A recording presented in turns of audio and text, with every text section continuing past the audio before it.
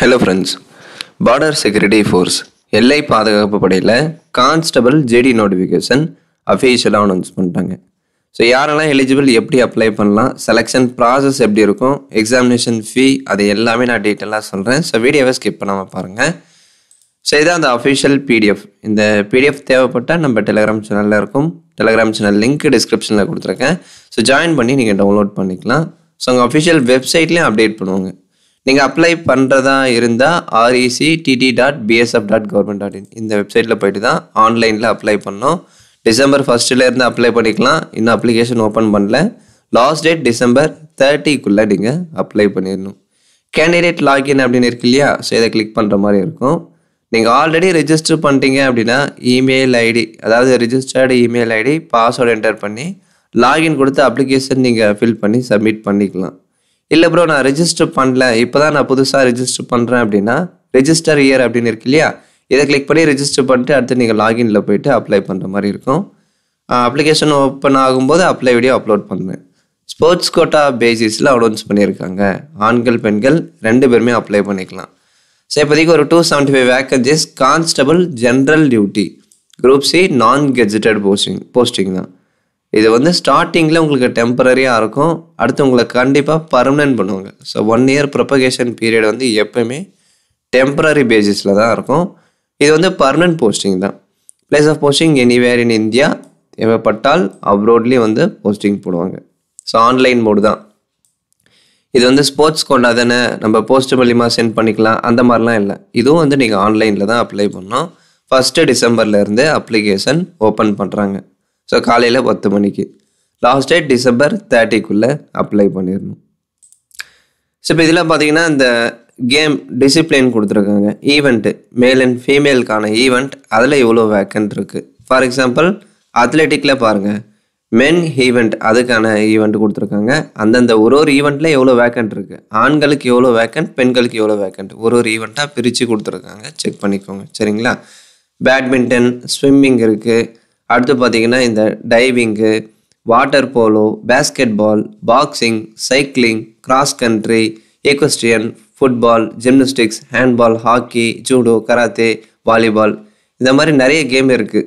கிட்டத்தட்ட எத்தனை கேமிங் இருக்குது அப்படின்னா 27 கேமிங் கொடுத்துருக்காங்க. ஓகேங்களா. ஸோ இந்த கேமிங்கில் நேஷ்னல் லெவலில் இன்டர்நேஷ்னல் லெவலில் சர்டிஃபிகேட் இருந்தால் அப்ளை பண்ணிக்கலாம். ஜஸ்ட்டு நான் பார்ட்டிசிபேட் பண்ணியிருக்கேன் ப்ரோ, ஆனால் நான் மெடலு சர்டிஃபிகேட்டு அதெல்லாம் எதுவுமே வின் பண்ணல, அப்போ நான் ஓகேவா அப்படின்னா கண்டிப்பாக நீங்கள் அப்ளை பண்ணலாம். நேஷ்னல் லெவல் இன்டர்நேஷ்னல் லெவலில் பார்ட்டிசிபேட் பண்ணியிருந்தாலும் அப்ளை பண்ணலாம், சர்டிஃபிகேட் இருந்தாலும் அப்ளை பண்ணலாம், மெடல் அடிச்சிருந்தா இன்னும் சூப்பர், உங்களுக்கு கன்ஃபார்ம் ஜாப் வந்து கொடுத்துருவாங்க. ஓகேங்களா. ஸோ கான்ஸ்டபிள் ஜென்ரல் டியூட்டி அப்படின்னு சொல்லுவாங்க. சேலரி 21,000 69,000 இருக்கும். ஸோ பேசிக் 21,000, அது போக உங்களுக்கு அலவன்ஸ் எல்லாமே சென்ட்ரல் கவர்மெண்ட் எம்ப்ளாயீஸ்க்கு டைம் டு டைம் இருக்கும் அண்டர் த ரூல் பிரகாரம் அப்படின்னு சொல்கிறாங்க. ஓகேங்களா. அது என்னென்ன அலவன்ஸ் அப்படின்றது நான் டீட்டெயிலாக சொல்கிறேன். ஸோ முக்கியமான குவாலிஃபிகேஷன் என்ன, ஏஜ் வந்து 18 23 ஏஜுக்குள்ளே இருந்தால் நீங்கள் அப்ளை பண்ணிக்கலாம். ஸோ அதுக்கு மேலே ஏஜ் பார் ஆகிட்டா ரிலாக்ஸேஷன் இருக்குது. எஸ்சி எஸ்டி ஓபிசி கேட்டகரிக்கு ரிலாக்ஸேஷன் கண்டிப்பாக இருக்கும். இதுக்கு 10th முடிச்சிருக்கணும். 10th பாஸ் பண்ணி அவங்க கொடுத்துருக்குற அந்த கேமிங்கில் நேஷ்னல் லெவலில் இன்டர்நேஷ்னல் லெவலில், சரிங்களா, நேஷ்னல் லெவலில் ஒன்று நேஷ்னல் லெவலில் இருக்கணும், இல்லை அப்படின்னா இன்டர்நேஷ்னல் லெவலில் இருக்கணும். இண்டிவிஜுவலாக இருந்தாலும் ஓகே, இல்லை அப்படின்னா டீம் ஈவெண்ட்டாக இருந்தாலும் ஓகே. ஸோ டீம் ஈவெண்ட்டாவோ இல்லை இண்டிவிஜுவலாவோ நேஷ்னல் லெவலில் இன்டர்நேஷ்னல் லெவலில் பார்ட்டிசிபேட் பண்ணியிருந்தாலும் அப்ளை பண்ணிக்கலாம், சர்டிஃபிகேட் இருந்தாலும் அப்ளை பண்ணிக்கலாம், மெடல் அடிச்சிருந்தாலும் நீங்கள் அப்ளை பண்ணிக்கலாம். ஸோ 2 பேருமே எலிஜிபிள் தான். அந்த டேட் வந்து கொடுத்துருப்பாங்க, அதாவது எந்த டேட்டுக்குள்ளே நீங்கள் பார்ட்டிசிபேட் பண்ணியிருந்தால் இதுக்கு அப்ளை பண்ணலாம் அப்படின்னு கொடுத்துருப்பாங்க. 31/12/2022 30/12/2024 இந்த வித்தின் டேட்டுக்குள்ளே நீங்கள் பார்ட்டிசிபேட் பண்ணியிருக்கணும். பார்ட்டிசிபேட் பண்ணியிருந்தால் இந்த கேமிங்கில் நீங்கள் அப்ளை பண்ணலாம், சரிங்களா. அந்த டேட் ரொம்ப முக்கியம். நீங்கள் சர்டிஃபிகேட் வாங்கியிருக்கீங்க, இல்லை அப்படின்னா மெடல் வின் பண்ணியிருக்கீங்க, இல்லை ஜஸ்ட் நீங்கள் பார்ட்டிசிபேட் மட்டும்தான் பண்ணியிருக்கீங்க அப்படின்னா அந்த வித்தின் டேட்டில் இருக்கணும். அந்த இடைப்பட்ட தேதியில் நீங்கள் போட்டிகளில் கலந்துட்டு அதாவது அந்த போட்டிகளில் வந்து நீங்கள் பங்கெடுத்துருக்கணும் அப்படின்னு சொல்கிறாங்க, சரிங்களா. ஸோ ஏஜ் ரிலாக்ஸேஷன் 18 to 23 இல்லையா. ஸோ எஸ்சி எஸ்டிக்கு 5 years கொடுத்துருக்காங்க, நீங்கள் 28 வரையும் அப்ளை பண்ணிக்கலாம். அதே மாதிரி ஓபிசிக்கு 3 years கொடுத்துருக்காங்க. ஸோ 26 வரையும் அப்ளை பண்ணிக்கலாம்.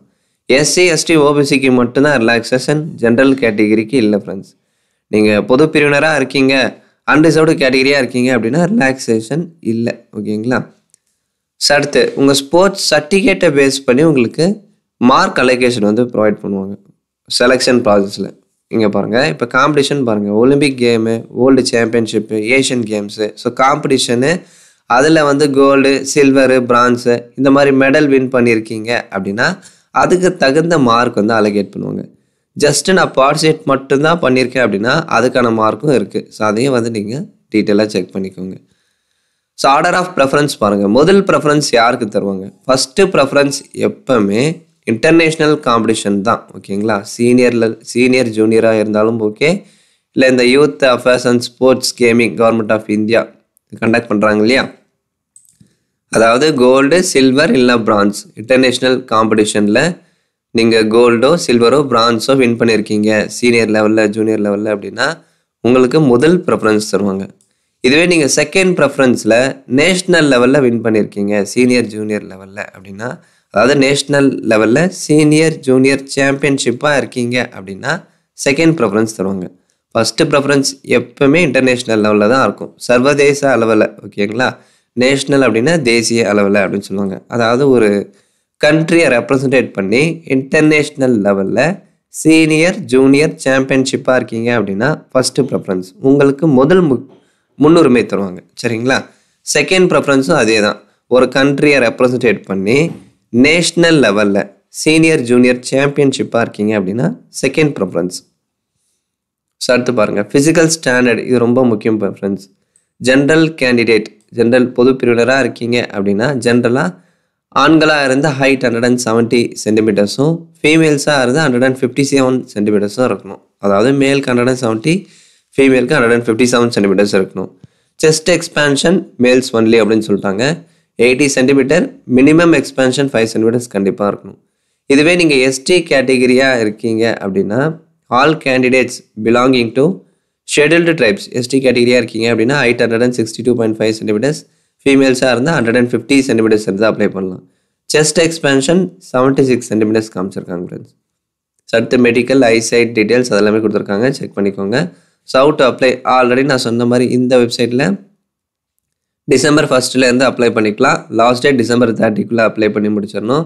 ஸோ அப்ளிகேஷன் ஃபீஸ் 147 rupees நீங்கள் பே பண்ணுற மாதிரி இருக்கும். யூஆர் ஓபிசி இடபிள்யூஎஸ் கேட்டகிரியாக இருக்கீங்க அப்படின்னா இந்த ஸ்போர்ட்ஸ் கோட்டா என்ட்ரிக்கு நீங்கள் ஆன்லைனில் 147 அப்ளிகேஷன் ஃபீஸ் வந்து நீங்கள் பே பண்ணணும். ஆன்லைனில் தான், போஸ்ட் மூலிமா, சலானில், பேங்க்கில் போய் டிடி எடுத்து பே பண்ணுறது அதெல்லாம் எதுவுமே இல்லை. அப்ளை பண்ணிவிட்டு அப்படியே நீங்கள் ஆன்லைனில் பே பண்ண போகிறீங்க. 147 பே பண்ணணும். எஸ்சி எஸ்டி அடுத்து இந்த ஃபீமேல் இந்த கேட்டகிரியாக இருக்கீங்க அப்படின்னா உங்களுக்கு ஃபீஸ் இல்லை. எஸ்சி எஸ்டி ஃபீமேல் கேட்டகிரியாக இருந்தால் ஃபீஸ் இல்லை. டேரெக்டாக அப்ளை பண்ணி நீங்கள் சப்மிட் கொடுத்து அப்ளிகேஷன் பிரிண்ட் எடுத்தால் மட்டும் போதும். அப்ளிகேஷன் ஃபீஸ் பே பண்ணிவிட்டால் ரீஃபண்ட் பண்ண மாட்டாங்க, அதை கன்ஃபார்ம் பண்ணிக்கோங்க. எலிஜிபிளாக இருக்கீங்களா அது எல்லாமே செக் பண்ணி அடுத்து பே பண்ணுங்கள். ஃபீஸ் ஒரு முறை பே பண்ணிட்டீங்க அப்படின்னா எக்காரணத்துக்கு கொண்டு அதை ரீஃபண்ட் பண்ண மாட்டாங்க. ட்ராவலிங் அலவன்ஸு, டிஎன்எஸ் அலவன்ஸு அதெல்லாம் எதுவுமே இல்லை. எல்லாமே உங்கள் ஓன் எக்ஸ்பென்சஸ் தான். உங்கள் சொந்த செலவில் போயிட்டு தான் நீங்கள் செலெக்ஷன் எல்லாமே அட்டன் பண்ணணும். அரேஞ்ச்மெண்ட் எல்லாமே நீங்கள் தான் பண்ணிக்கணும். கிட்டத்தட்ட ஒரு நாள் 1 to 2 நாள் வந்து அங்கேயே தங்கி நீங்கள் செலெக்ஷன் எல்லாம் அட்டன் பண்ணுற மாதிரி இருக்கும். அதுக்கு தேவையான அரேஞ்ச்மெண்ட் எல்லாமே நீங்கள் தான் பண்ணிக்கணும் அப்படின்னு சொல்லிட்டாங்க. ஓகேங்களா? செலெக்ஷன் ப்ராசஸ் பாருங்கள். ஸோ முதல்ல உங்களுக்கு டாக்குமெண்ட் வெரிஃபிகேஷன் இருக்கும், அடுத்து ஃபிசிக்கல் ஸ்டாண்டர்ட் டெஸ்ட்டு, அடுத்து மெடிக்கல் எக்ஸாமினேஷன் இருக்கும், அடுத்து மெரிட் லிஸ்ட் ரெடி பண்ணுவாங்க. ஸோ டாக்குமெண்ட் வெரிஃபிகேஷனில் என்னென்ன டாக்குமெண்ட்ஸ் எல்லாம் நீங்கள் எடுத்துகிட்டு வரணும் அப்படின்னு சொல்லிட்டு நீங்கள் லிஸ்ட் அவுட் பண்ணி காமிச்சிருக்காங்க. இதை செக் பண்ணிவிட்டு நீங்கள் எடுத்துகிட்டு போங்க. அடுத்து ஃபிசிக்கல் ஸ்டாண்டர்ட் டெஸ்ட் வந்து கண்டக்ட் பண்ணுவாங்க. இந்த ஹைட்டு வெயிட்டு இது எல்லாமே வந்து செக் பண்ணுவாங்க. அடுத்து உங்களுக்கு அந்த மெரிட் லிஸ்ட் வந்து ரெடி பண்ணுவாங்க. ஃபிசிக்கல் ஸ்டாண்டர்டு அடுத்து ஃபைனல் மெரிட் லிஸ்ட் வந்து ரெடி பண்ணுவாங்க. டாக்குமெண்ட் வெரிஃபிகேஷனில் நீங்கள் எடுத்துகிட்டு வந்த ஸ்போர்ட்ஸ் சர்டிஃபிகேட்டு ப்ளஸ் அந்த category certificate, other documents, education certificate இதெல்லாம் கரெக்டாக இருக்கா அப்படின்னு செக் பண்ணுவாங்க. அடுத்து பார்த்தீங்க அப்படின்னா உங்களுக்கு ஃபிசிக்கல்ஸ் கண்டக்ட் பண்ணுறாங்க இல்லையா, ஃபிசிக்கலில் ஸ்பெஷலாக உங்களுக்கு அந்த ரன்னிங்கு அதெல்லாமே இருக்கும். அது வந்து இதில் டீட்டெயிலாக மென்ஷன் பண்ணல. ஸோ முதல்ல உங்களுக்கு ஃபிசிக்கல் டாக்குமெண்ட் வெரிஃபிகேஷன் இருக்கும், ஃபிசிக்கல் ஸ்டாண்டர்ட் டெஸ்ட்டு பிஎஸ்டி, உங்கள் ஹைட்டு வெயிட்டு ப்ளஸ் அந்த டேட்டூ டீட்டெயில்ஸ் இதெல்லாமே செக் பண்ணுவாங்க. அடுத்து ஃபிசிக்கல் எஃபிஷியன்சி கண்டக்ட் பண்ணுறாங்களான்னு தெரியல. அடுத்து ஃபைனலாக டீட்டெயில்டு மெடிக்கல் எக்ஸாமினேஷன் இருக்கும். இதில் எக்ஸாம்லாம் எதுவுமே இல்லை, டேரெக்டாக அந்த ஸ்போர்ட்ஸ் சர்டிஃபிகேட்டை பேஸ் பண்ணி செலக்ட் பண்ணுறாங்க. டாக்குமெண்ட் வெரிஃபிகேஷன் பண்ணுறாங்க, ஃபிசிக்கல் கண்டக்ட் பண்ணுறாங்க, அடுத்து மெடிக்கல் இருக்கும். ஸ்போர்ட்ஸ் சர்டிஃபிகேட்டை பேஸ் பண்ணி டேரெக்டாக செலக்ட் பண்ணுறாங்க. எக்ஸாம்லாம் எதுவுமே இல்லை. சரிங்களா? ஸோ நான் எல்லாமே டீட்டெயிலாக சொல்லிட்டேன். உங்களுக்கு ஏதாச்சும் டவுட்ஸ் இருக்குது அப்படின்னா நீங்கள் கமெண்டில் கேளுங்க, நான் ரிப்ளை பண்ணுறேன். கமெண்டில் ரிப்ளை பண்ண முடியல அப்படின்ற பட்சத்தில் வாட்ஸ்அப் பண்ணுங்கள். ரிப்ளை வரல அப்படின்னா வாட்ஸ்அப் பண்ணுங்கள். நிறைய பேர் வாட்ஸ்அப் பண்ண மாட்டிருக்கீங்க. வாட்ஸ்அப்புக்கு மெசேஜ் பண்ணுங்கள், நான் ரிப்ளை பண்ணுறேன். சரிங்களா? ஸோ தேங்க்ஸ் ஃபார் வாட்சிங்.